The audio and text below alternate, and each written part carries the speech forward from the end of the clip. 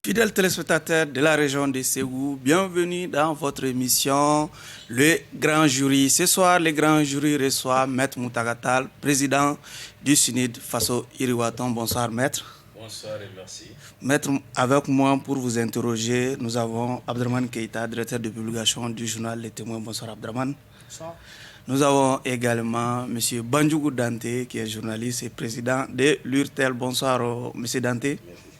Et je suis Oumar B. Sidibé pour ceux qui nous suivent sur la 98.1 FM ou la radio Renouveau FM. Maître, vos observations sur la composition du jury.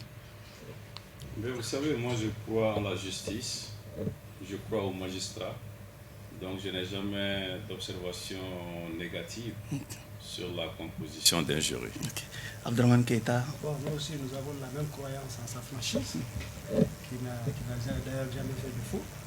Et nous espérons que ça ne fera pas de faux aujourd'hui également et qu'il sera égal à lui-même pendant tout le long de notre débat d'aujourd'hui. Ok. Monsieur Dante, qu'est-ce que vous attendez de l'invité? Avant de dire ce que j'attends de l'invité, il est de mon devoir de réaffirmer ce que je voudrais que nos auditeurs attendent de moi. Ce soir, beaucoup de téléspectateurs vont peut-être être surpris de voir un nouvel élément avec vous, faisant le rôle de juge. Et je peux déjà donner l'assurance que ce n'est ni les jeunes frères, ni les Ségoviens qui se trouvent en face d'un aîné.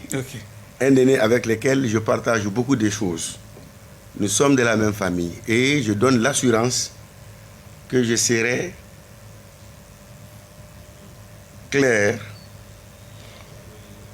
intraitable entre guillemets, mais courtois. Ok. Est-ce qu'il donne l'assurance qu'il ne vous en voudra pas pour ça? Oh, non, vous savez, pour obtenir le meilleur que je puisse donner, il faudrait me pousser dans mes derniers retranchements. Maître, les caps étant fixés, première question de l'émission, c'est samedi. Le président du FSD auquel vous appartenez sera accompagné à sa dernière demeure. Avec cette disparition de Soumaïla Cissé, qu'est-ce qui va changer dans les paysages politiques ou même au niveau du FSD s'il existe encore? Permettez-moi d'abord de saluer celles et ceux qui nous écoutent et qui nous regardent, de m'incliner sur la mémoire de Soumaïla Cissé dont vous venez de parler, mais au-delà, sur la mémoire de tous ceux qui, au Mali, depuis quelques années, ont été les victimes civiles et militaires de l'insécurité qui prévaut dans notre pays, de celles et ceux qui ont perdu la vie en s'engageant pour la cause du M5 RFP, et aussi de nos nombreux camarades de parti. Et d'ailleurs, la pandémie de la Covid-19 fait actuellement des dégâts.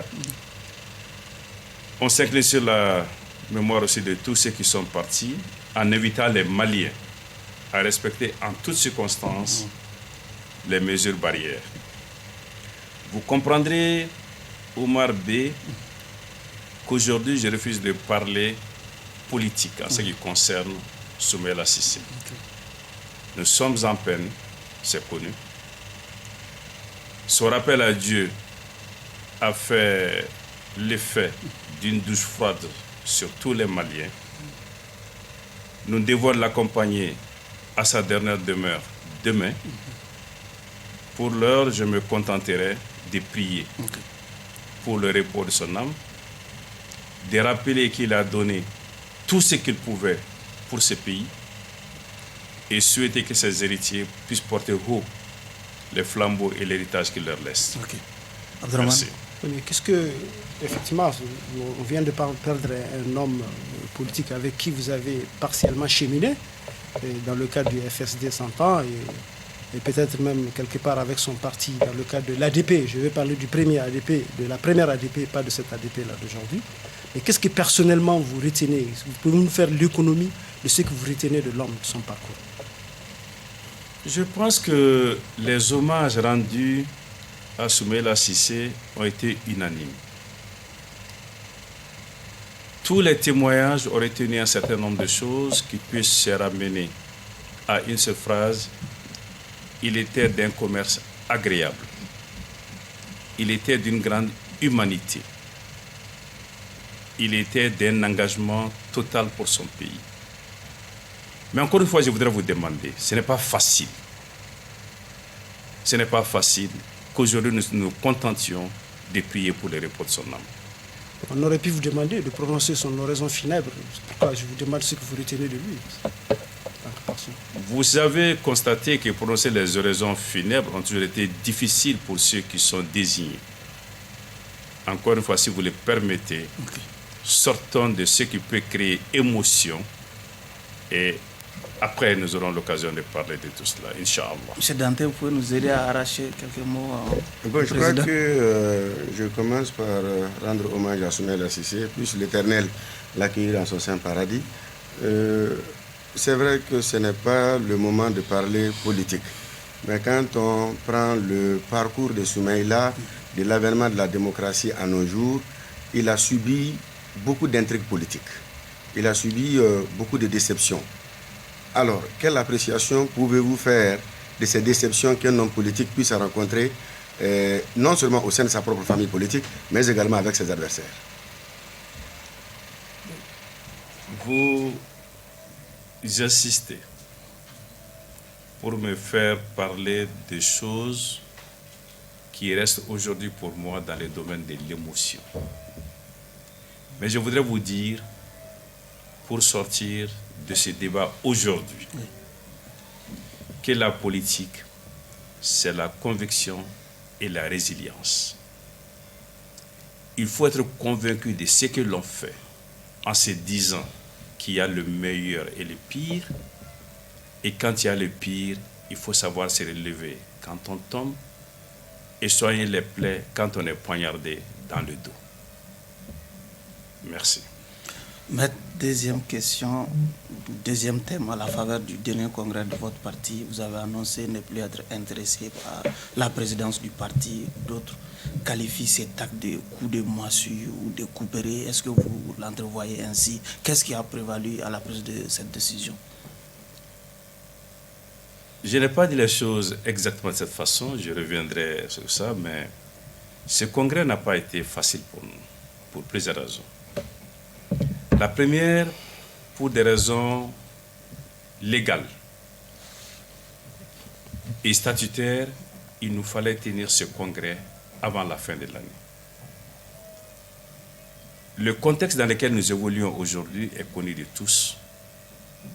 La pandémie du coronavirus qui fait des ravages au Mali et ailleurs. Nous nous sommes fixés une ligne de conduite, respecter en toutes circonstances les mesures barrières et les consignes des autorités sanitaires. Ce qui signifie quoi? Nous demander, alors qu'on a toujours fait un congrès avec des milliers de personnes, de le faire avec 50. C'était un défi énorme.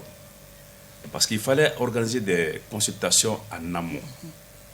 Amener ceux qui ont droit à participer au congrès à déléguer leur mandat pour nous retrouver à 50 dans une salle. Et, bien évidemment, la légalité était sauve. On peut dire que la légitimité était là parce qu'il y avait eu des délégations en bonne et due forme, mais nous n'étions que 50. Et à partir de ce moment, il y a des décisions qu'on ne pouvait pas prendre. Nous avons ainsi, au cours de ce congrès, pris 3 résolutions majeures. 1, à renforcer les partis l'ouvrir aux femmes, aux jeunes, à la société civile, et faire en sorte que nous puissions demain, non pas être le 5e parti comme nous le sommes aujourd'hui, mais le premier. Car si on n'est que 5e, ça veut dire qu'il y a des déficiences, des lacunes à combler.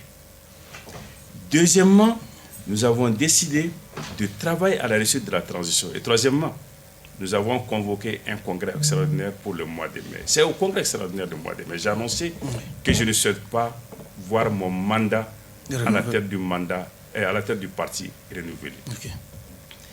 Les militants m'ont posé beaucoup de questions. Je leur ai dit, croyez-moi, je ne sacrifie pas à un effet de mode. Aucune pression ne peut s'exercer sur moi pour m'amener à prendre telle décision. Mais je pense que le faisant, c'est dans l'intérêt et pour le bien du parti. Okay. Il nous faut nous offrir aujourd'hui à un sang neuf. Okay. Mais nous serons là. Okay. J'ai précisé, je ne serai jamais un ancien militant. Ok. Abdraman Keïta. Comme Alpha Oumar Konaré. Ce qu'il a dit. Comme Muntagatal. C'est ce qu'il a dit. Mais est-ce que, bon, comme vous l'avez dit ainsi, est-ce que cela implique aussi la fin de votre hégémonie sur les candidatures présidentielles et peut-être même législatives du parti? Ou bien vous restez toujours partant pour être le porte-drapeau éventuel? Je n'ai jamais exercé d'hégémonie sur les candidatures et personne ne peut en exercer au niveau du CENID parce que les candidatures viennent de la base. Ce n'est pas le comité directeur qui décide de qui sera candidat à plus forte raison le président du parti. Les candidatures sont décidées à la base et le comité directeur ne peut que les entériner. C'est cela la démocratie interne dans un parti. Et pourquoi vous n'attendez pas que votre présidence aussi soit décidée de la base au lieu de donner des orientations aux participants? J'ai émis un vœu qui sera soumis à un congrès extraordinaire, lequel me demandera sans doute pourquoi. Je m'en expliquerai. Bon, vous disiez tantôt que la politique, c'est la conviction et la résilience. Oui. Pour faire une telle option, est-ce qu'on peut dire que vous êtes à bout de résilience? Non, ce n'est pas tout à fait cela. Quand je dis que je ne serai pas un ancien militant, quand je dis que je resterai disponible, peut-être plus demain qu'aujourd'hui, cela veut dire que je ne renonce pas au combat. On peut être utile à son parti sans en être le président. On peut être utile au pays sans être président du parti et sans être président de la République. Oui, mais vous l'avez dit en faisant quand même allusion à Soumaïla Cissé, qui est quand même président. Donc lui aussi, il vous a posé la question. Je n'ai absolument pas fait allusion à Soumaïla Cissé en disant cela. Ok. Bandjougou, sur ce congrès du CENID. Metal, de nombreux Maliens se reconnaissent dans le CENID à travers votre personne. Cela est une évidence, cela est une réalité. Et votre retrait de la tête du parti. Le retrait annoncé. Le retrait annoncé. Le retrait annoncé. Oui. Si cela était le cas, est-ce que votre nouveau rôle pourra encore drainer beaucoup plus de gens vers le parti que lorsque vous étiez à la tête? Et comment? Vous savez, je dois travailler aujourd'hui beaucoup plus qu'hier. Les 5 mois qui nous séparent du congrès ne seront pas de tout repos pour moi. Parce que par une pédagogie, une présence sur le terrain, je dois convaincre les militants, un par un, pour leur dire, si je pars de la tête du parti, vous ne devez pas baisser les bras parce que moi, je ne baisserai pas les bras. Il faudrait au contraire que vous vous engagez davantage, que vous me donniez raison. Parce que certains m'ont dit, mais nous avons investi en toi pendant des décennies. Comment peux-tu ainsi partir? J'ai dit, ici le bon Dieu m'avait rappelé, qu'auriez-vous fait et qu'auriez-vous dit? Que Dieu nous prête longue vie. Ok. Maître, il y a mais en ce moment, donc, il y a du travail à faire, je le ferai. Et le congrès à venir va évaluer tout cela et prendre la bonne décision.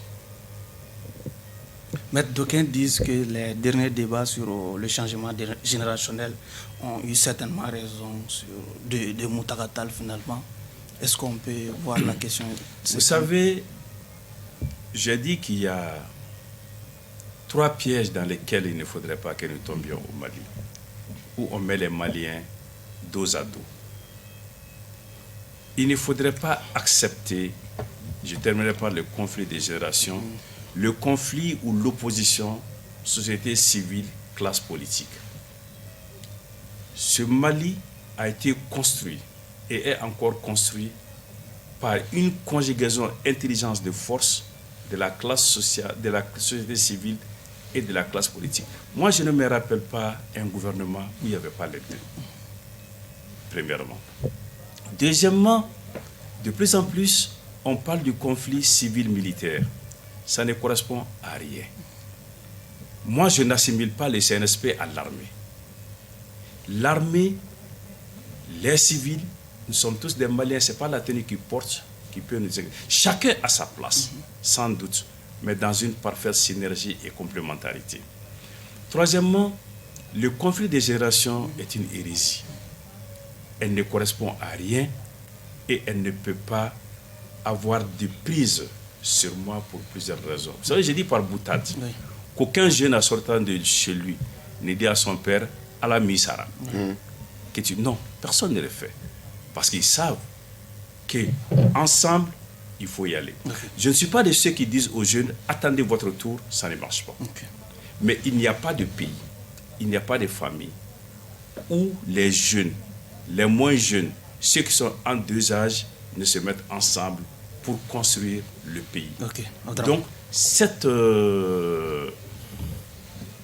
assertion de ceux qui ne savent pas, parce que je considère qu'ils ne savent pas, je l'ai dit dans un autre contexte, pour moi, c'est comme les canards sous l'eau, ça glisse.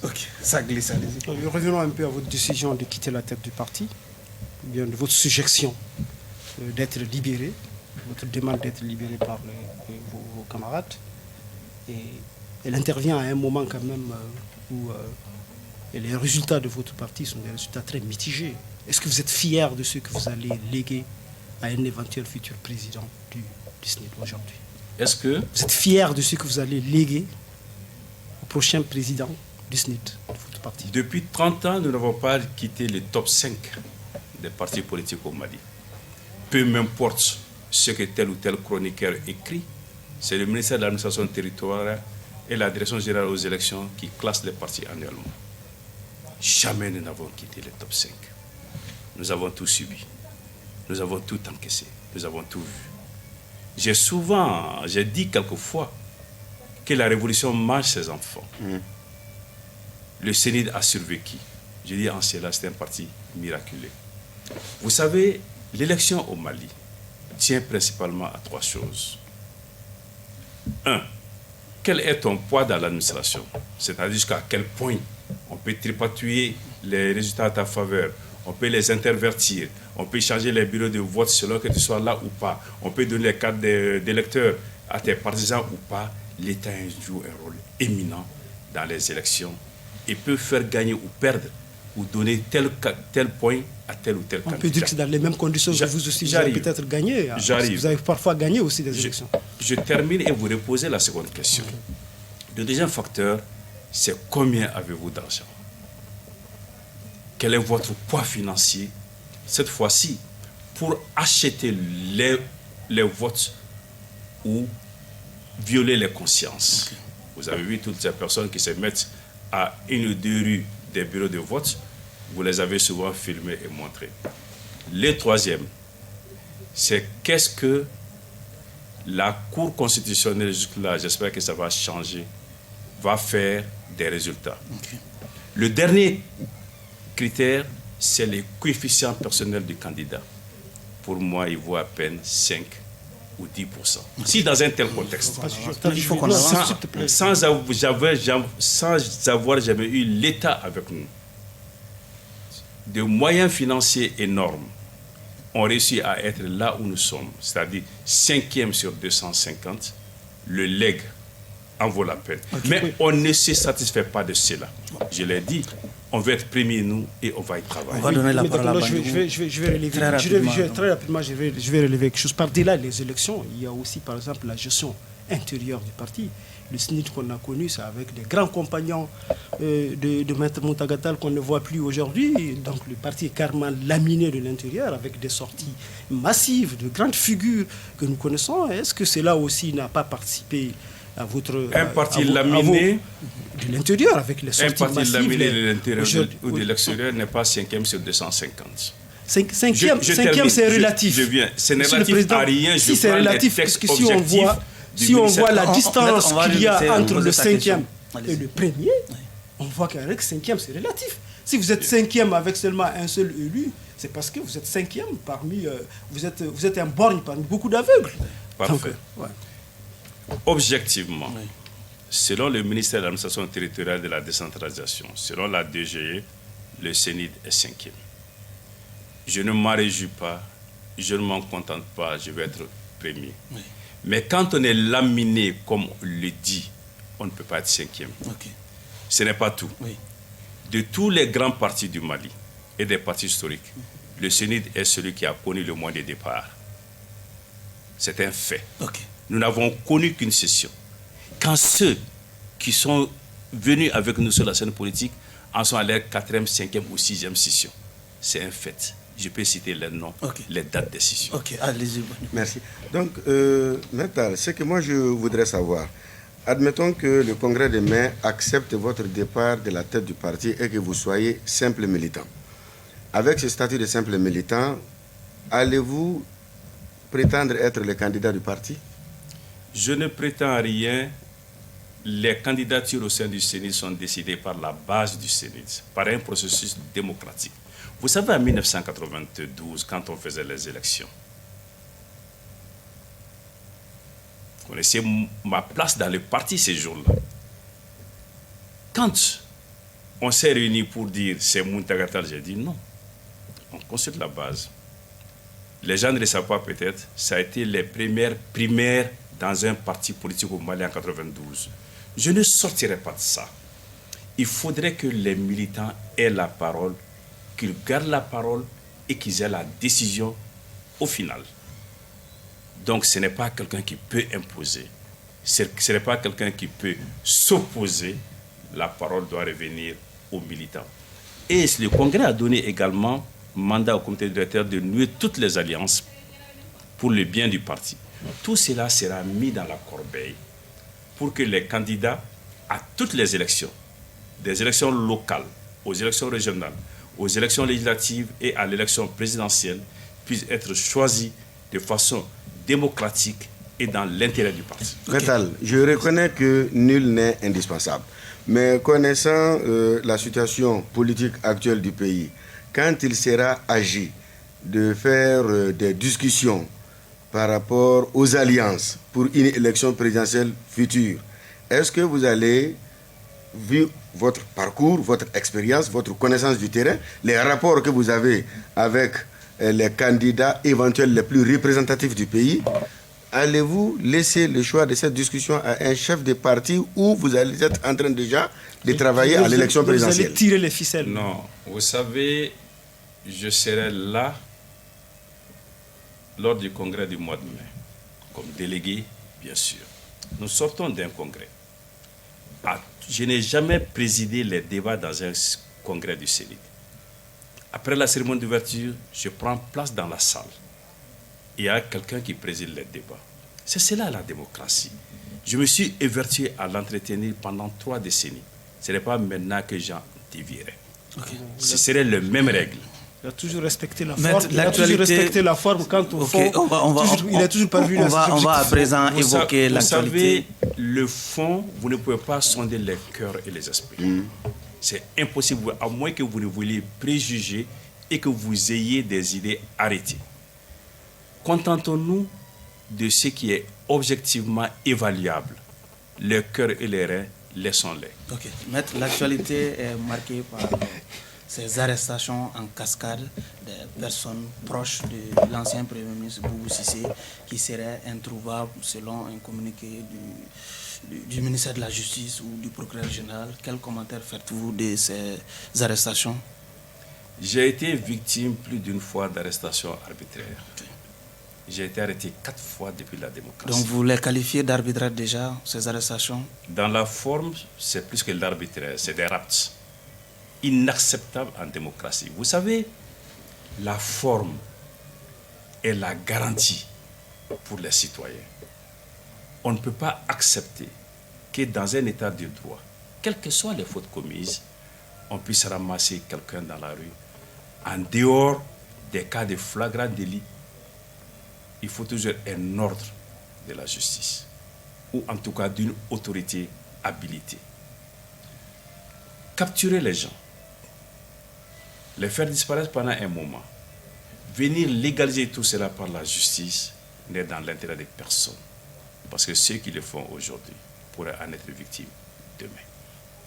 Vous savez, l'état de droit, c'est quoi d'abord? C'est la soumission de l'état au droit. L'état fort, c'est quoi? C'est l'état qui respecte le droit. C'est jamais l'état qui monte ses muscles. J'entends quelquefois des gens, à mon avis peu avisés, qui disent « Nous sommes en transition, donc on peut faire, c'est mon gel, donc on peut faire l'économie du respect de l'état de droit. » C'est une méconnaissance des choses. L'état de droit n'est pas lié à un moment. C'est un choix difficile et il faut le faire. Donc de façon très claire, je ne peux pas accepter que l'on arrête les gens dans ces conditions. Aujourd'hui, un juge est saisi. Il est important de laisser la justice faire son travail. Ok. Abdelrahmane, sur ces arrestations. Comme vous l'avez dit, ils ont été arrêtés de cette façon-là. Et aujourd'hui, certainement, c'est la pratique que vous dénoncez. Et je me réjouis de vous voir, de reconnaître l'homme de droit, comme je l'ai dit au départ, qui n'a pas changé de ses convictions. Il est à lui-même. Qu'est-ce qui est votre joie? Que j'ai toujours connu. Ce qui me réjouit parce que je suis concerné. Okay. Parce que je suis moi-même concerné. Vous avez été victime aussi. Non, je l'ai vu aussi battre le pavé avec nous. Quand la presse était en cause pendant une autre transition qui n'était pas celle-ci. C'était en 2012. Bien avant. J'ai toujours été là quand il s'agit de défendre la liberté de la presse. Je parle de ce que j'ai vu. Je vous ai vu. C'est très bien que vous ne parlez que de ce que vous voyez sans sonner les cœurs. Je n'ai pas dit que je ne parle que de ce que j'ai vu. Allez-y, la circonstance, je ne parle cela étant, allez-y. Bon, cela étant, ces pratiques déteignent forcément sur la transition. Et en tant que vraiment État, régime, qui avait suscité des craintes dès le départ. Est-ce qu'aujourd'hui, ces craintes-là, vous trouvez que c'est vraiment ces craintes-là sont aujourd'hui justifiées avec des pratiques comme ça? Je condamne ces pratiques. Je considère qu'elles sont antidémocratiques. Que ce sont d'ailleurs des débordements dont on peut faire de l'économie tout en atteignant les objectifs, si faute il y a. Donc sur cette question, je reste constant. Rien n'autorise à s'affranchir du droit et des procédures, surtout en matière de liberté individuelle et de liberté collective. La force, c'est de s'imposer le respect de cette liberté. Ce n'est pas de remplir un pick-up de quelques personnes en casque pour aller capturer les gens. Non. Il faut appliquer les règles. Okay. Donc vous avez parlé... En toutes circonstances. Vous allez revenir, on va donner la parole. On va s'écarter du sujet. Allez-y, très rapidement. Vous avez parlé de ceux qui prétendent, qui se cachent derrière le régime transitoire pour justifier ces pratiques-là. Ces pratiques semblent être justifiées quelque part aussi par une mesure qu'on a prise récemment, qu'on a appelée état d'urgence. Oui. Est-ce que vous pensez que cette situation d'état d'urgence peut justifier aussi ces l'état d'urgence n'est pas un slogan. Vous pouvez nous clarifier par rapport à... nous éclairer par rapport à... L'état d'urgence n'est pas un slogan, l'état d'urgence est encadré par le droit. Il y a des choses qu'elle permet et d'autres qu'elle interdit.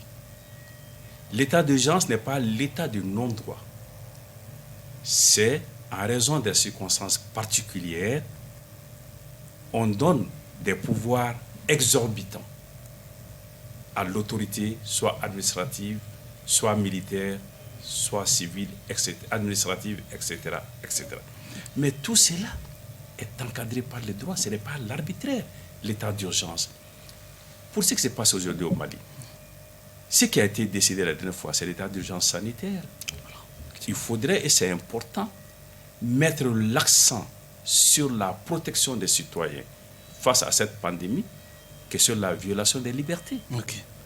Dante, voilà, les motivations, sur ces dévier des motivations. Allez-y. Bon, Oui. je pense que nous avons tous suivi la manière dont les choses se sont passées jusqu'à l'inculpation des présumés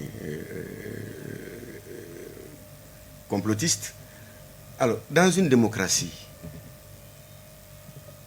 de telles pratiques, quelles peuvent être les conséquences et pour les citoyens et pour l'État? La première conséquence, c'est que l'État se décrédibilise. Quand on monte les muscles à tort, même dans un grain, dans une famille, dans un quartier, on n'inspire pas le respect. Au minimum, la méfiance, sinon l'hostilité. Cela vaut pour un État. Maintenant, pour les citoyens, l'enseignement, c'est qu'on se retourne tous vers la justice et que la justice soit à la hauteur des attentes placées en elle. Je n'en désespère pas. Ceux qui ont pensé que la justice au Mali pouvait être comme la justice dans un pays où la démocratie est installée depuis des siècles, non, se trompent. Mais de ce que je sais, cette justice a connu des bas. Elle a évolué en dents de scie, mais elle a une opportunité unique aujourd'hui d'être la justice qu'attendent les Maliens. Okay. Maintenant, de plus en plus, les gens sont inquiets. Nous assistons à un recul des libertés, qu'on le dise clairement. Aujourd'hui, nous n'allons pas soutenir certaines déclarations exagérées envers les magistrats. Mais aujourd'hui, on a le sentiment qu'on ne peut plus s'exprimer. On a le sentiment qu'il y a une machine qui peut traquer la personne qui s'exprime correctement. Vous, en tant qu'avocat, qu'est-ce que vous pouvez dire par rapport à ces sentiments de peur qui s'installent même sur ceux qui sont journalistes?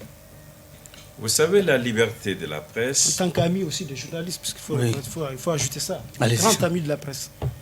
Pardon? Un grand ami de la presse. J'essaye.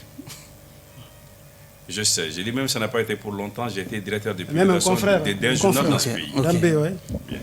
Et à ce temps-là, nous avons été menacés, comme on l'a vu récemment dans une circulaire du ministère de l'administration territoriale, où le ministre de l'Intérieur et de la Sécurité à l'époque nous a sommés de ne plus publier nos journaux avant de déposer un exemplaire l'endroit que lui l'avait désigné chez le procureur général.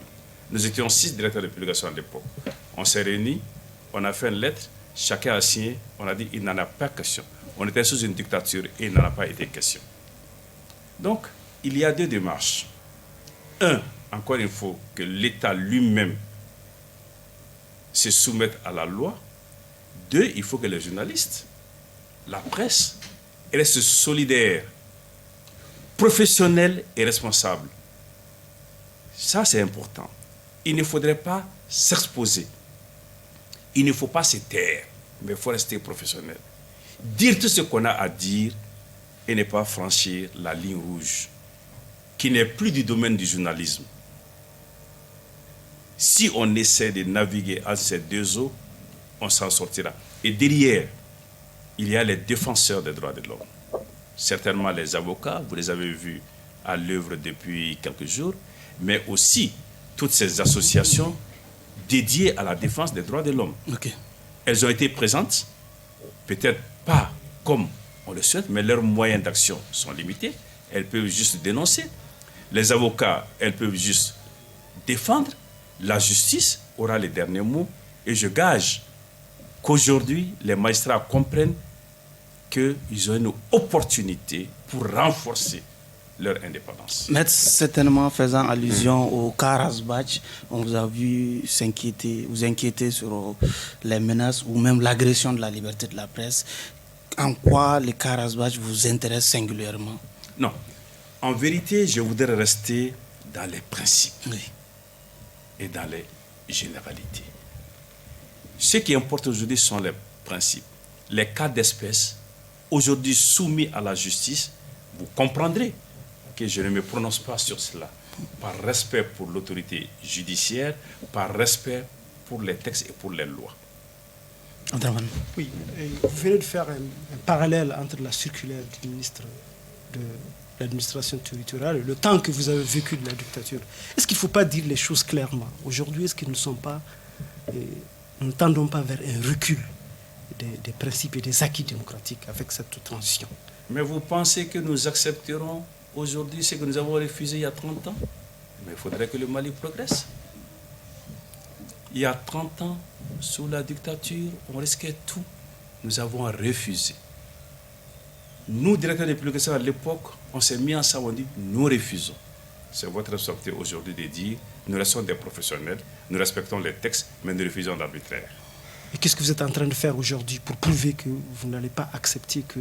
Non, c'est à vous d'abord de les faire. Parce que si demain, attendez. Nous ne sommes pas les seuls. Nous ne sommes pas, par exemple, il y a la presse, mais il y a aussi d'autres... place, on va dire que vous êtes instrumentalisé, cela n'est pas bien pour vous. Il n'y a pas seulement la presse, il y a aussi d'autres. Ce n'est pas seulement la liberté de presse qui est menacée, je pense, dans la circulaire. La liberté d'expression de façon générale. La liberté même en général est menacée dans le temps qui a été utilisé. Non. Je vais vous dire. Et dans les arrestations récentes aussi qu'il y a eu, il faut que vous compreniez très bien, les arrestations récentes aussi qu'il y a eu, ce ne sont pas seulement des hommes de presse qui sont mis aux arrêts de façon arbitraire, tel que vous le reconnaissez. Est-ce qu'il n'est pas temps de reconnaître, de crier, d'élever la voix contre ces pratiques-là pour prouver que nous n'allons pas accepter ce recul-là? Le M5 l'a fait, a élevé la voix. Le Sénat l'a fait dans une résolution prise au cours de son congrès. Et qui dit cette résolution? Que nous condamnons clairement, nettement les atteintes à la liberté. On va vraiment donner... Par ailleurs, moi j'ai sous mes yeux un communiqué du parquet en charge de cette affaire d'arrestation massive. Je ne sais pas si vous avez pris connaissance de ça. Est-ce que les éléments évoqués là-dedans vous convainquent en tant que constitutif, si vous pouvez les énumérer? Par respect pour l'autorité judiciaire. Non, en tant que constitutif, puisque je veux connaître votre avis d'homme de droit sur les éléments constitutifs de l'atteinte à la sécurité intérieure de l'État. Puisque les éléments évoqués là, moi personnellement, ça ne me convainc pas. Qu'est-ce que vous pensez de ces éléments-là en tant que constitutifs du délit ou bien pas du crime d'atteinte à la sécurité intérieure de l'État? Je ne me prononce pas sur une affaire soumise à la justice. Okay. Surtout que nous sommes en début d'enquête. Okay. Nous apprécierons au fil des enquêtes. Je vais les lire. Je l'ai lu. On va laisser. Je ne me prononce pas sur une affaire qui se trouve devant la justice. Je l'ai bien lu. Allez-y. Vous l'avez lu. Bon, en réalité, c'est vrai que l'affaire est en instruction. Ce qui nous intéresse surtout, c'est les camarades qui travaillent à la radio, qui est accusé de tentative de déstabilisation. Bon, est-ce que c'est vrai que c'est en instruction, on se réserve les droits, on se réserve les devoirs, justement, mais est-ce que c'est en termes de droits, le parquet a communiqué c'est à travers des armes détenues à la maison ou bien un micro qui va être son outil lui permettant de déstabiliser? Je vous ai dit que nous avons condamné la manière dont les choses ont été faites. Nous regarderons la suite et nous nous prononcerons. Je ne peux pas me prononcer sur le fond d'un dossier devant le juge sur la base d'un simple communiqué du procureur de la République. Le dossier est aujourd'hui devant le juge d'instruction. Celui qui n'est pas un spécialiste des arcanes judiciaires peut ne pas savoir la différence, mais moi je sais de quoi il s'agit. Le dossier est en instruction, j'attends de voir quelle évolution il va avoir. Okay. L'opinion a un peu quand même sidéré par le fait que tous les mis en cause dans cette affaire ne sont que des civils. Selon vous, est-ce qu'il peut y avoir atteinte à la sûreté de l'État par seulement des civils? Vous savez, uniquement des civils, il n'y a pas de militaires. Quand je vous dis telle est ma limite, revenez de mille et une façons, vous vous heurterez à cette limite. D'accord. Non, ce n'est pas pour que vous parliez du dossier. Nous parlons en général. En général, l'opinion, ça se dit un peu partout. Les gens ne comprennent pas que parmi tous les gens en cause dans cette histoire, il ne figure pas un seul porteur d'uniforme. Il n'y a que des civils. Est-ce qu'il est possible que... En tant qu'homme politique... D'accord. Vous voulez que je me prononce sur ce point? Moi, je ne sais pas si demain ou après-demain, on va dire que non seulement des hommes en tenue, mais qui sont même des généraux, des colonels. Je ne sais pas. Cela ne vous contrarierait pas. Mais pour le moment, cela ne vous contrariera pas. Dans un passé récent... Si demain, mais aujourd'hui... Est-ce que nous pouvons évoluer parce que vous n'obtiendrez rien d'autre? D'accord, cela étant clair, nous allons... Mais c'est que moi je voudrais vous demander, dans un passé récent... Les intimidations ont réussi. Dans un passé récent, les mêmes... Vous savez, moi j'ai fait face à un chef d'État qui était là pendant 23 ans. J'ai assumé. Je viens de m'opposer à un chef d'État qui était là depuis 7 ans, je me suis assumé. À l'instant, vous étiez jeune, aujourd'hui, c'est un autre... On va vraiment évoluer. Il y a 5 mois, je me suis attaqué à un chef d'État et j'ai assumé. Dans un passé récent, les mêmes reproches... J'assume toujours ce que je fais. Dans un passé récent, les mêmes reproches ont été faits à des citoyens qui ont été libérés ainsi. Alors, quel est le recours pour des cas comme ça? Mais pourquoi vous ne voulez pas respecter mon souhait de ne pas me prononcer en l'état sur un dossier qui vient d'être transmis à un juge d'instruction qui ne l'a même pas encore ouvert? Maître, nous allons... Croyez-moi, si les violations se font, je m'exprimerai comme je me suis exprimé pour les arrestations. J'ai condamné les arrestations. Je les ai condamnées de la façon la plus énergique. Je l'ai fait à travers mon parti, je l'ai fait à travers le M5. Mais vous pensez que je vais me taire? Mais pour quel intérêt, pour quelle raison? Ok, maître, le bureau devant conduire le CNT a été mis en place ce jeudi. Est-ce que vous avez eu connaissance de ce bureau? Sa composition surtout. J'ai vu des noms circuler. Oui. Je suppose que cela correspond effectivement à la réalité, même si ce que j'ai n'est pas officiellement annoncé, mais j'ai vu des noms. Et ces noms, quel commentaire? Est-ce que vous pensez que ce bureau-là est à même d'opérer les réformes que les Maliens attendent? Sur les personnes? Oui. Vous n'obtiendrez jamais quelque chose de moi. Maintenant, au-delà, le Conseil national de transition, je vais plus loin, mais les questions des personnes, depuis 30 ans, je ne m'en suis jamais occupé, ça ne commencera pas aujourd'hui.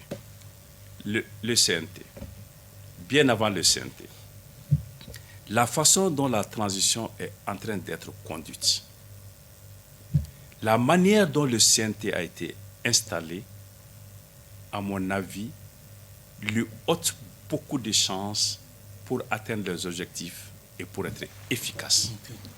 Je pense aussi que le CNT a été installé en violation de toutes les lois, y compris des lois édictées par la transition elle-même. Tout cela affaiblit une institution. Justement, moi je crois qu'on le sait, il y a un hiatus entre les autorités de la transition et l'écrasante majorité de la population. Une transition est censée conduire une période devant nous amener à une période normale. Maintenant, à partir du moment où une frange importante de la population ne se reconnaît pas dans les décisions prises par les institutions installées par la transition, est-ce que cela est de nature à favoriser une situation politique normale? Je vous ai dit, premièrement, qu'avant même d'arriver au CNT, moi, j'appartiens au M5 RFP. Nous avons clairement dit que les conditions de réussite de cette transition étaient une coopération intelligente entre le M5 et le CNSP sans exclure les autres, mais que c'était les deux pieds sur lesquels il fallait marcher. Il n'en a pas été ainsi.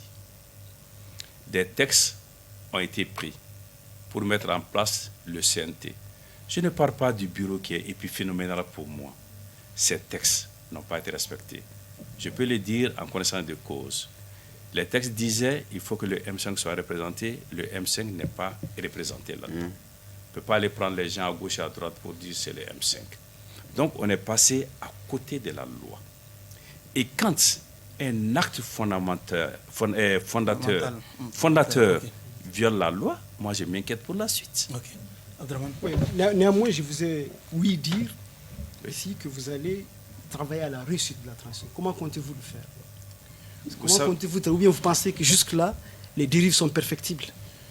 Vous savez, cette transition est une opportunité extraordinaire pour la refondation de notre pays par le changement. Nous n'en voyons pas les prémices aujourd'hui. Je suis un acteur politique. Quelle doit être ma conduite? Dire je baisse les bras, je regarde, ou dire que même en dehors des organes de la transition, je dois apporter ma part pour que cette transition soit une réussite. La réussite de la transition, ce n'est pas s'aplatir, ce n'est pas aller faire la courbette, c'est de dire ça, j'appuie parce que ça va dans le bon sens, et ça, il faudra marcher pour mon corps pour le faire. Okay. Vous avez dit que les actes fondateurs ont été déjà faussés. Pour le CNC, je l'ai dit.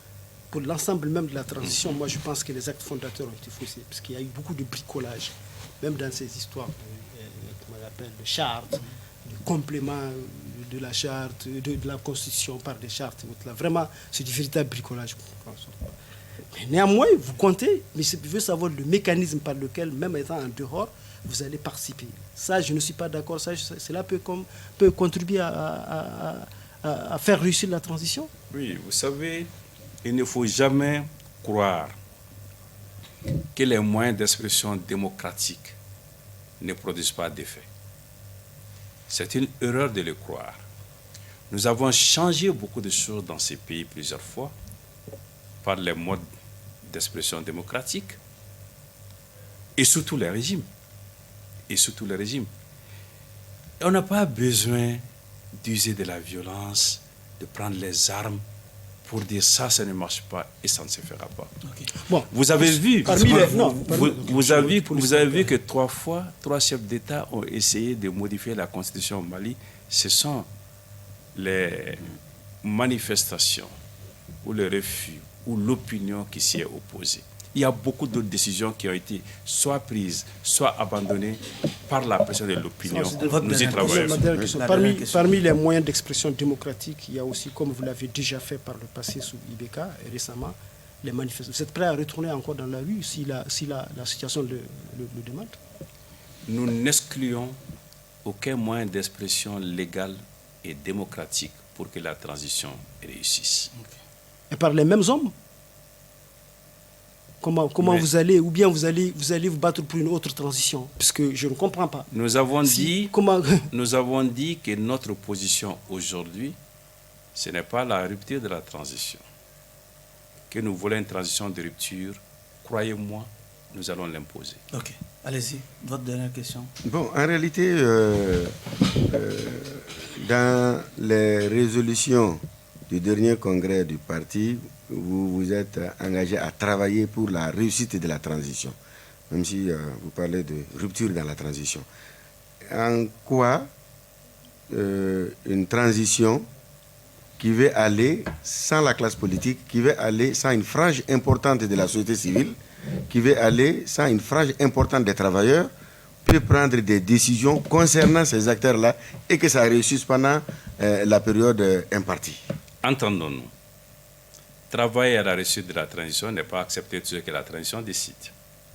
C'est appuyer ce que pour nous, est acceptable bien, c'est nous opposer fermement, par tous les moyens légaux et démocratiques, à ce qui va dans le sens contraire. Okay.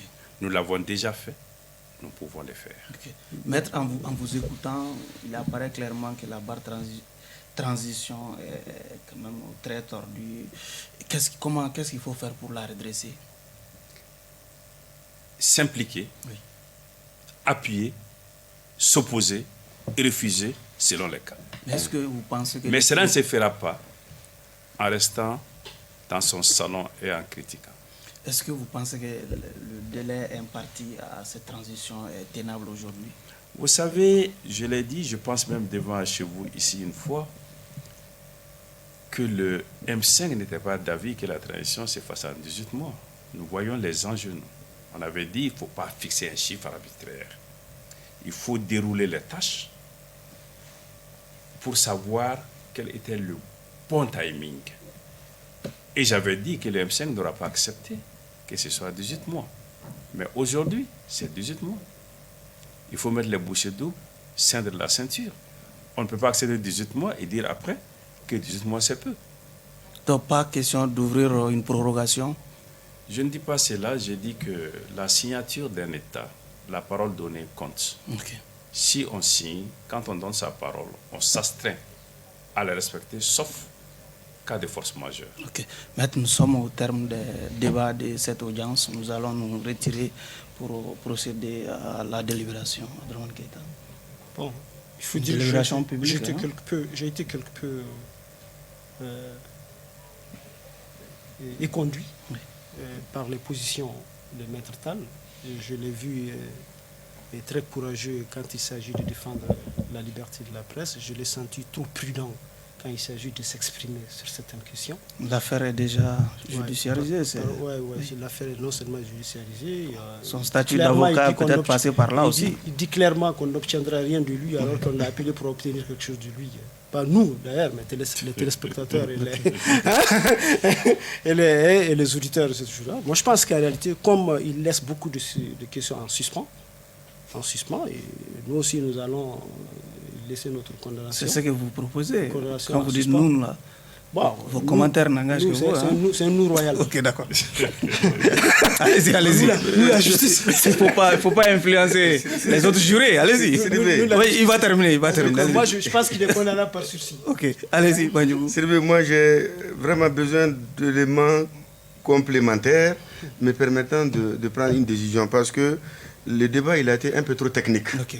D'abord, il s'agissait de parler des résolutions du parti, ensuite des arrestations. Et côté arrestation, une fois que l'affaire se trouve au niveau de la justice, je pense que les gens se prononcent difficilement, même si on est avocat. Okay. Mais j'ai trois petites questions, si on pouvait poser ces questions-là, me permettant d'avoir des éléments de réponse plus satisfaisants. Je peux répondre à trois questions en une demi-minute. Allez-y, très rapidement. Bon, maintenant, si on me le permet, aujourd'hui, Maître Tal, nous assistons à une banalisation des acquis de mars 1991. Qu'en pensez-vous? Parce que les gens confondent démocratie, mouvement démocratique et gestion ultérieure du pouvoir par des partis politiques qui n'ont rien à voir avec le mouvement démocratique. S'ils arrivent à faire la démarcation, ils sauront ce que la démocratie, le mouvement démocratique n'a rien à voir avec ce qui s'est passé dans le pays depuis 30 ans. Bon, en rapport avec le congrès du parti, et je vais rejoindre un tout petit peu Abdrahmane, il y a beaucoup d'hommes politiques qui se sont reconnus en vous. Je peux citer deux noms, notamment Modibo Kadiogé, notamment Maître Demba, qui est aujourd'hui à l'URD.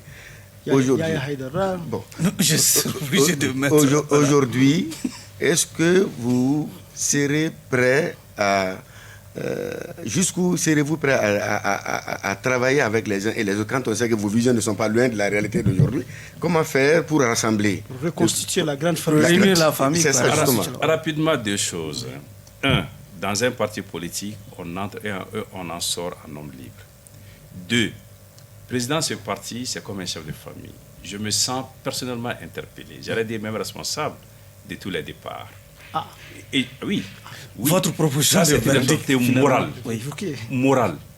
En ce moment, tout ce qui peut être fait pour mettre une famille ensemble, c'est d'abord l'intérêt et la responsabilité du chef de famille. Okay. Bon, mais vous êtes dans la politique il y a plus de 30 ans. J'ai laissé mon autorité écorcher un peu. Mais je pense qu'une seule... ça me permettra de tirer la conclusion si vous me le permettez. Allez-y. Donc, mais je crois que... Quelle erreur avez-vous commise et que vous regrettez? Le fait de n'avoir pas dit toute la vérité à la jeunesse pour qu'elle sache exactement ce qui s'est passé ces 30 dernières années. Okay. Je vais corriger cette erreur. Je vais parler. Okay. Je suis en train d'écrire. Bon, en attendant de corriger ces erreurs, moi je pense... Bon, il peut être condamné par sursis. Maître, au bénéfice de ces réserves exprimées ça et là, et mon autorité étant écorchée par un de mes jurés, je préfère mettre cette affaire-là en délibéré. Et je crois que dans 2 semaines, nous allons prononcer... Combien d'affaires en délibéré? Oui, trois affaires en délibéré. Toi, tu commences à être beaucoup plus lent que la justice malienne. Hein? Nous allons mettre l'affaire en délibéré. Mon dernier mot. Jamais. Dernier mot, je pense que nous avons été exhaustifs sur tous les sujets, sauf sur celui qui concerne une affaire devant l'autorité judiciaire, là, je voudrais attirer l'attention des jurés sur le fait que eux, plus que l'accusé, ont l'obligation de respecter les textes. Okay. Et quand une affaire est en instruction, on ne la commande pas. Okay. Mais c'est le juré. Ainsi prend fin ce numéro de votre émission. Le grand jury, notre invité était Maître Moutakatal, président du SUNID Faso Iriwaton, pour l'interroger Bandjougou Dante de l'URTEL, Abdraman Keita, directeur de publication du journal Le Témoin. Merci à vous de nous avoir suivis et à notre numéro de votre émission, Les grands jurys. Clin d'œil à tous les militaires du côté du camp Sundiata de Kati.